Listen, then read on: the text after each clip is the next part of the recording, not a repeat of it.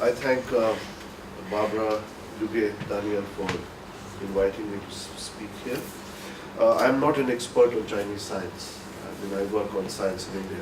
However, these are people from whom I have learned a great deal, participated with them in several book projects and special issues of journals.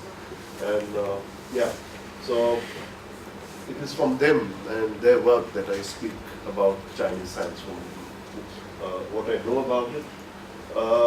My colleague at Heidelberg, Joachim Kurz, and I, of course, for the first time taught a course on Indian and Chinese philosophy in Heidelberg. So I think part of it qualifies me for being here, but otherwise these are the people I work with. And so I don't pretend to be an expert in Chinese science, but I have worked very closely with those who work in China. Now, the period immediately following the end of the Second World War is important for the disciplinary, for the disciplinary history of sciences at a global level. For reasons that I shall briefly summarize in the coming minutes, but which I discuss in more detail in a book to appear very shortly. As historians of science studying the Cold War and decolonization have argued, the period 1945-1955 marks the conjuncture of several disciplinary trends in academia and cognitive movements. And I think theoretical movements, as is well known in the literature of the sociology of science, should be seen as cognitive movements. Now, one of the important developments was the revival of institutions whose legacy was traceable back to the League of Nations, in which networks of scientists who were part of Popular Front organizations opposed to fascism during the war years, such as Pierre Auger, Julian Huxley, Joseph Needham, who fashioned himself as an honorary Taoist, and others were instrumental in creating what was called the Natural Sciences Division in what was initially called UNESCO, N-U-E-C-O, but subsequently rechristened UNESCO through the efforts of the scientists I have just mentioned.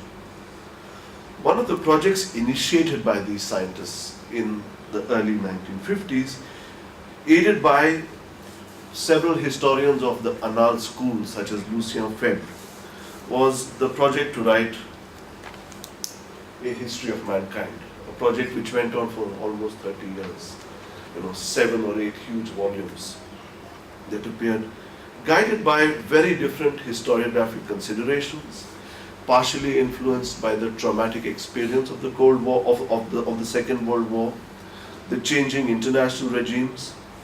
It was a humanist movement within the academy and international organizations such as UNESCO, alluded to in the literature as the trial of Eurocentrism. The English chemical biologist whom I just mentioned, Joseph Needham, turned historian of Chinese science, author of the authoritative Science and Civilization in China.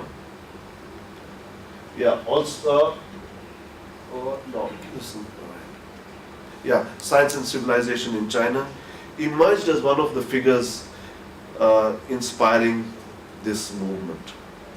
His own Science and Civilization in China served as a template for emulation in other regions of the world during the next 2 decades of decolonization. The second conjuncture, related as it is to the first, is the period coinciding with the beginning of decolonization and decolonizing nations such as India that had emerged from the clutches of colonial rule, launched on a number of fronts to reinvent the nation. As Vinay Lal suggests, one of the national imperatives of independent India was to produce a master narrative of India's contributions to the field of science and technology, a narrative that marked the nation state coming into its own and the fulfillment, within quotes, of a people's destiny. Within this context of decolonization, the Needhamian project was particularly inspirational.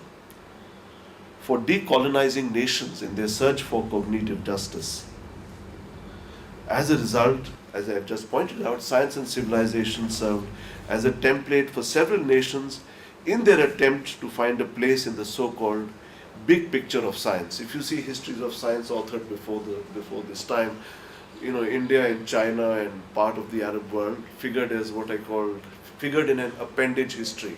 They were coaches added to an end of a train. There would be several chapters on science in Europe, and then one coach on India, and one coach on China, and one coach on Africa. These were coaches added at the beginning rather than the end. All right.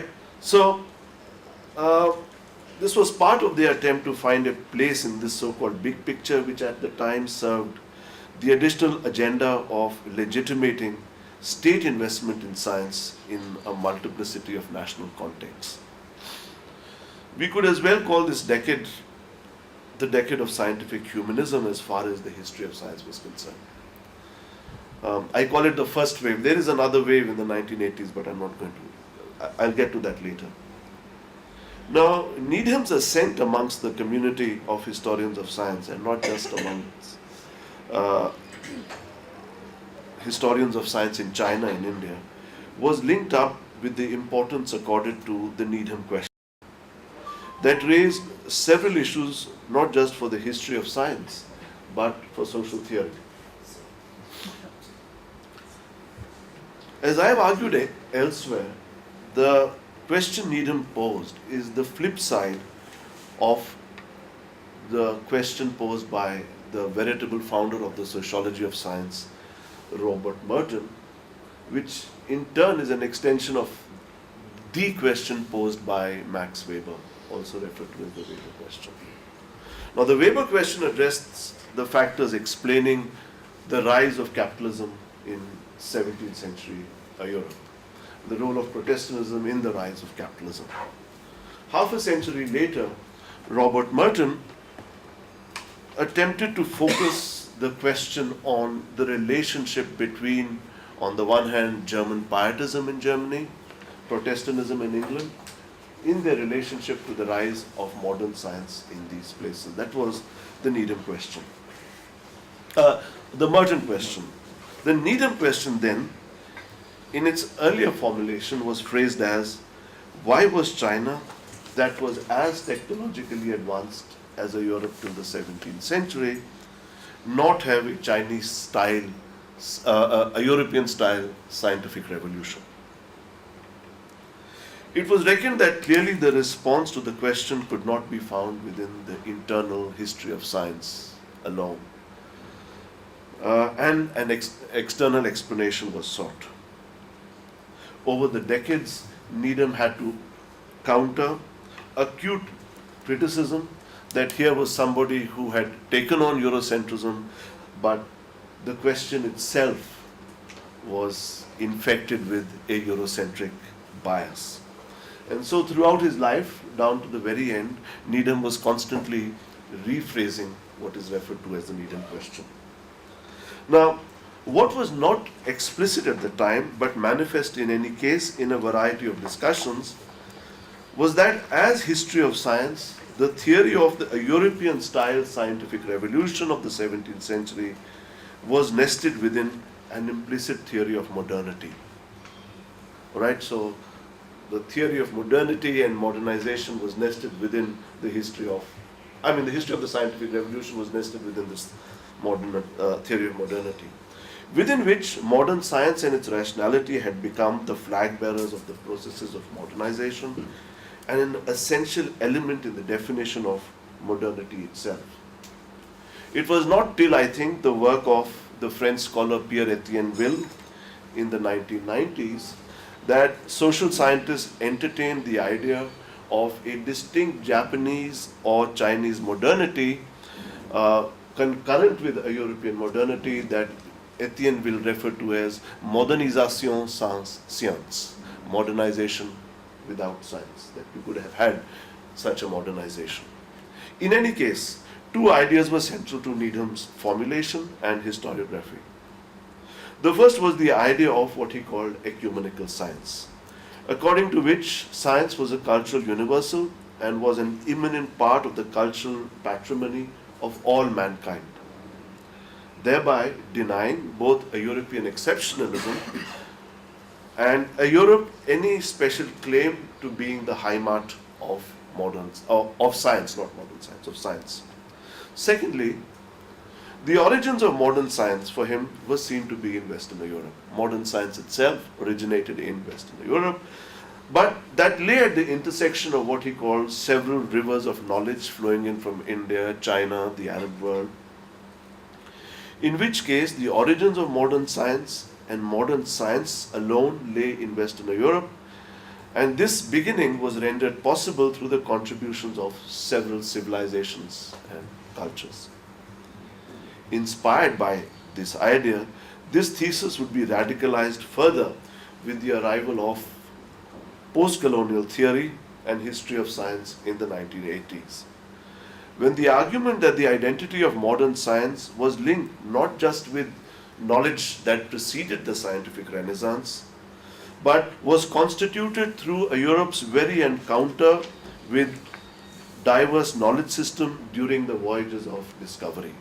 So it was not just the knowledge from the 5th century AD or the 10th century AD or the 12th century AD, but the knowledge and knowledge practices at the time of the voyages of discovery played a very important role in constituting the identity of science. So that's the difference between the position of the 1950s and the 1980s. In the 1950s then, at a very important meeting held in India, held in New Delhi, sponsored by UNESCO, inspired by Needham, Armando Cortázar and several others, when the history of science came to be written, the Needham question was rephrased for the South Asian context. Needham himself asked the question that why is it that India, that had such an advanced tradition of computational astronomy, not produce a Western-style Newtonian mechanics, right? But very soon the question, as I said, came in for criticism. These criticisms were not just related to the problems of doing counterfactual history, but that of comparative history itself. Yesterday, Barbara had pointed out some problems with comparisons, and I would like to take up two of them here. Within the framework of non-European history of science, and I don't like the term non-European, but let's use it as a shorthand just now. Within the framework of non-European history of science and the Needham question, India and China were very early twinned in contrast with a canonized historical timeline and the concomitant milestones of scientific development in Europe. So you have a timeline of developments of science in Europe, and then India and China are benchmarked together against this timeline to see where they stand. Naturally then, the historiographic criticism arose. There was a historiographic criticism on two fronts. One, a conceptual disagreement, the first one, that the Needham question took Western science to be paradigmatic of what science is, and then configured other knowledge systems by constructing what was homologous with Western science. So you say, all right, this is what science was in the West, and then when I probe, it's a clear fundamental problem of translation. So when I probe other knowledge systems, then I will look for cognitive homologs of what I have in the West. Second, that it assumed an over-determinationist theory of history. In other words, that all civilizations passed through the same stages of development, and if they did not, this was due to a deficit or a lagging, as Barbara talked about yesterday, or the absence of certain ingredients or factors in a cocktail that produced modern science. So in the West, the scientific revolution was produced by a combinatory of factors A, B, C, and D. And in the case of India and China, A was there, B was not there, C was not there, and D was there just in small quantities or infinitesimal quantities. And this was then used to explain the non-emergence. You talked of emergence. In the history of science literature, you speak of the non-emergence of modern science. This is precisely the manner in which modernization theory worked within the history of science, and as the German scholar Martin Fuchs, the expert on Weber, and Romila Thapar in her piece on Durkheim and Weber, and several others have pointed out that Weber on India had just a theory of absences. that he had a theory of development of the West, and when he talks about India, well, this is there, but this was absent, and this was absent. And no positive characterization of Indian society. Which is also why then subsequently, in the last decade, in a review published in Technology and Culture of Simon Winchester's famous biography of Needham, Francesca Bray pointed out that the Needham question was really a very, very stupid question. And that, ironically enough, it had generated a lot of interesting research in economic history and affiliated fields. So despite being a stupid question, there were, people in attempting to answer it, did some very interesting research in economic history, but it didn't go very far in answering this, within quotes, stupid question. But the question and its associated families of responses was conferred with two other virtues, I think. In the environment of the 1950s and the 1960s, it provided a number of decolonizing nations the opportunity to explain the phenomenon of non-emergence of modern science in their both national and civilizational contexts. So every decolonizing nation said, yeah, if science is a cultural universal, we have to study our sciences, we have to study our knowledge systems, and we have to figure out why modern science did not emerge here. This struggle for cognitive justice sought to reverse a European ethnocentrism. However, both in India and China during those early decades, a great deal of work was devoted to settling priority disputes vis-a-vis the West. Now, what Needham had done was he had switched the priority of various discoveries to China, and he said, this is what I've done. Now the burden of proof resides with the West. It was a way of destabilizing the historiographies of science. Ironically enough, then, Needham's project directly fed Chinese nationalism on science and indirectly Indian nationalism about science, contrary to Needham's ecumenical vision.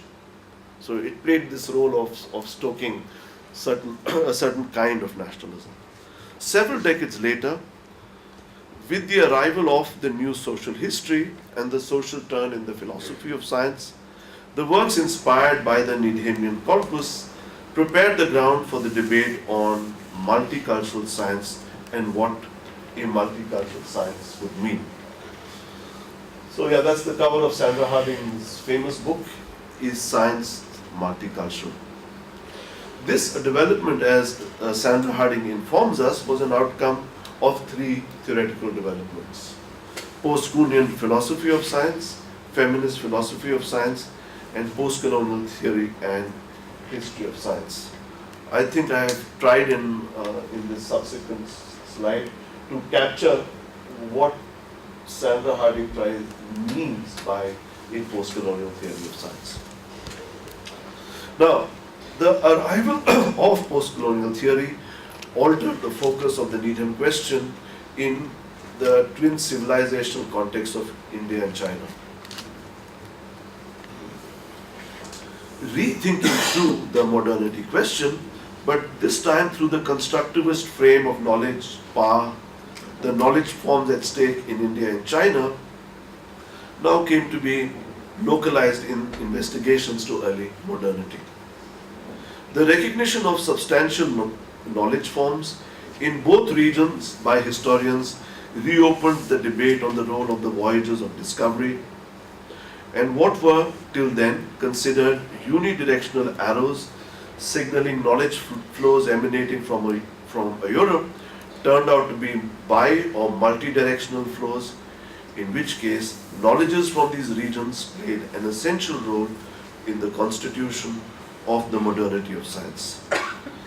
This was shown to be the case in astronomy, mathematics, botany, cartography, and medicine.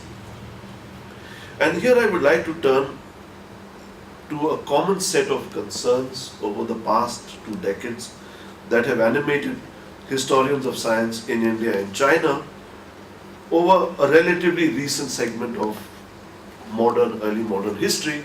And the people I showed you in the first slide were addressing some of these very questions. This has to do with the role played by the French and Italian Jesuits in the encounter between so-called European scientific knowledge and the distinct knowledge constellations of the two regions. In fact, the modern historical narrativization of these traditions is traceable to the writings of two Jesuits, Matteo Ricci in China and his countryman, the Jesuit Roberto di Nobili. As you can see, both of them went native. All right? Between them, and perhaps quite independently of each other, they developed a hermeneutic of what the Italians called accommodatio, accommodating to local customs, rituals, and ways of knowing. And this set the frame for the encounter with the ancient worlds of India and China. And that opened, naturally, if you went around dressing up like this, opened them to the charge of having gone native, and this was manifested in several controversies studied by a number of scholars referred to as the Malabar rites controversies. All right? Now, this history of the Italian and French Jesuits in India and China is in a way quite different from the history of the Jesuits under the Portuguese and Spanish Padroado in Latin America. The historiographies of encounter are very different. Okay, and I mean, for that you'd have to see the work of Antonella Romano and others. Now, these histories produced and reports produced by the Jesuits I'm speaking of subsequently traveled back. There's another historical point that by 1650, up to 1650, all Jesuits in Europe were under the Padroado, but changing relations within Europe in the 1650s,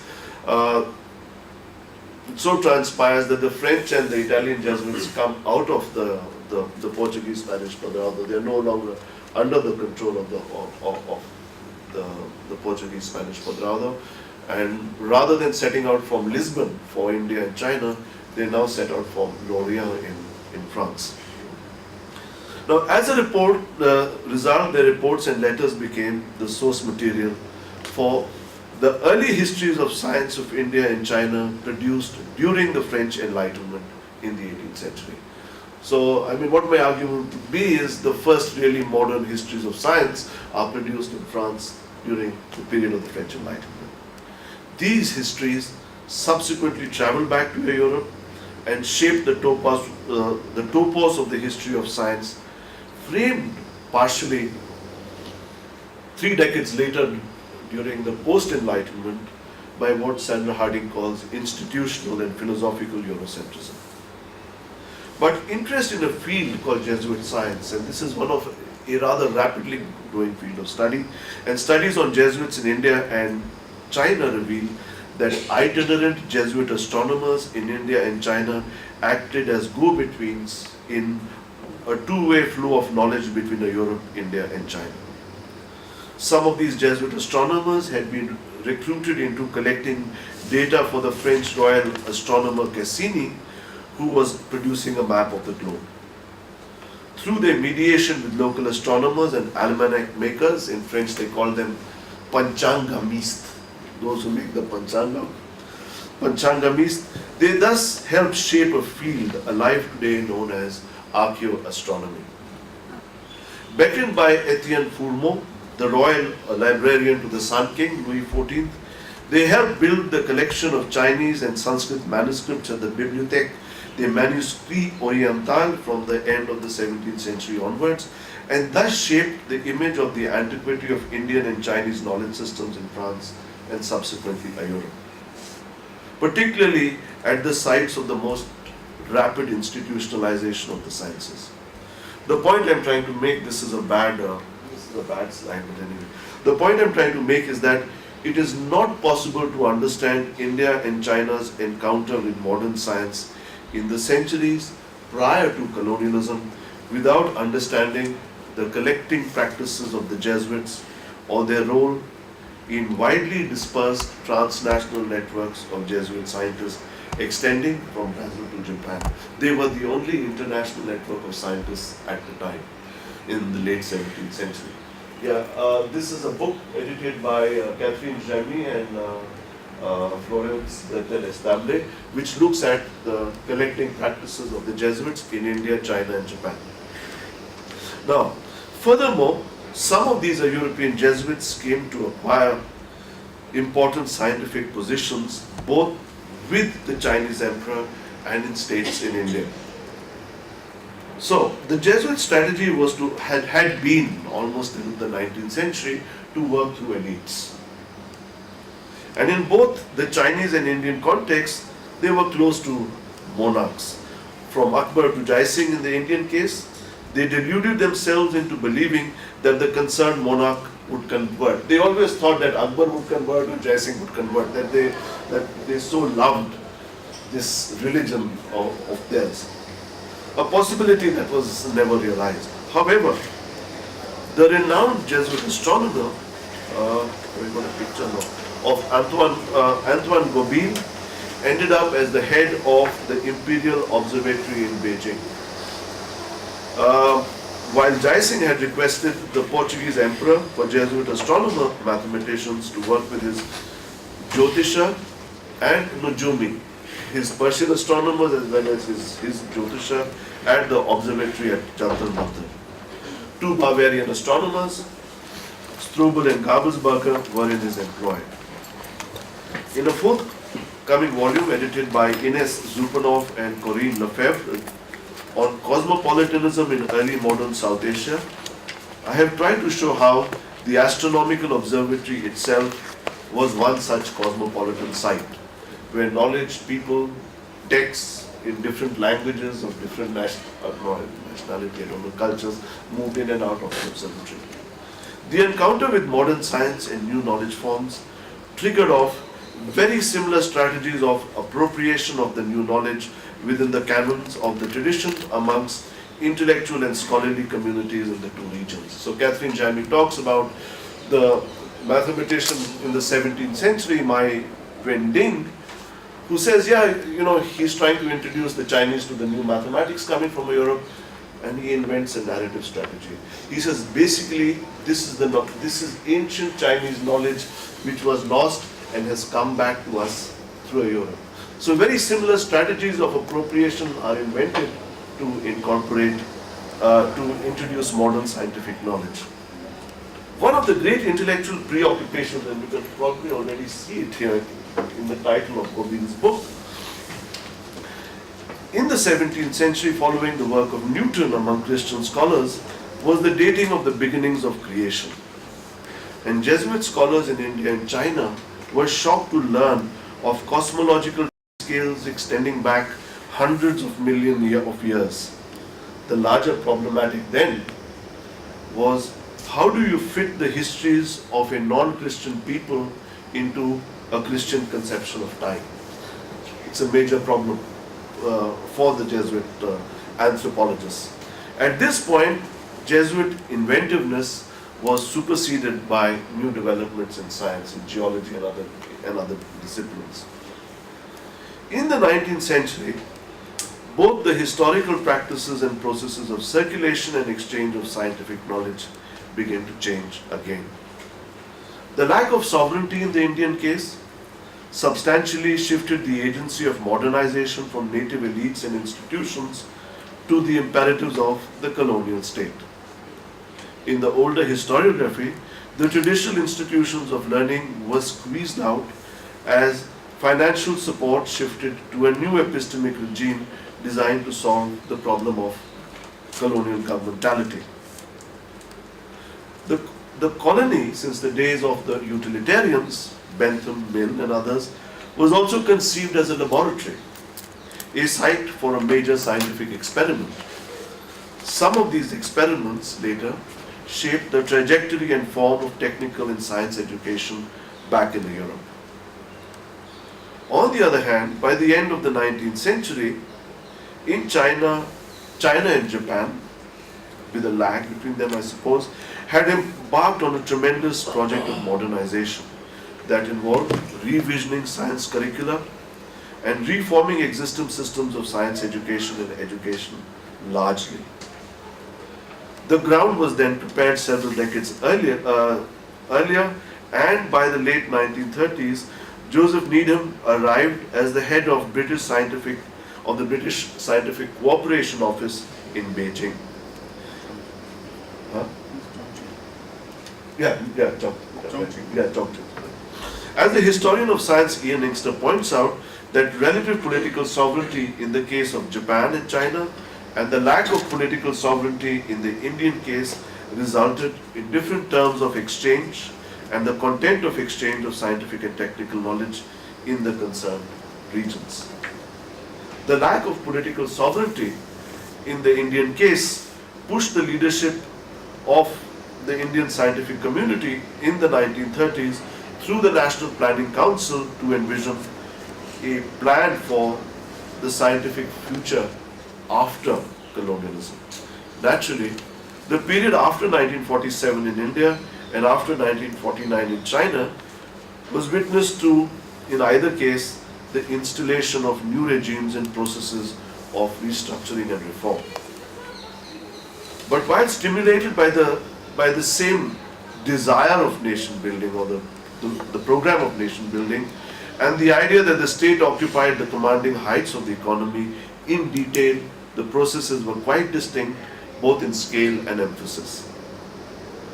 But beyond the encounter of the two regions with modern science, as Varun had probably just pointed out, it is in fact surprising that so little attention has been paid to the intellectual and scientific contacts between India and China in the pre-colonial period. So little work has been done on that.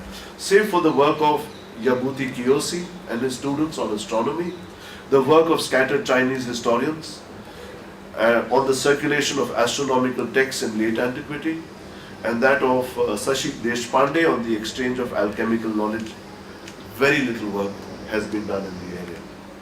A great deal of work has been done on pilgrimage literature rather than on science per se. Or maybe the science needs to be teased out of even the pilgrimage literature.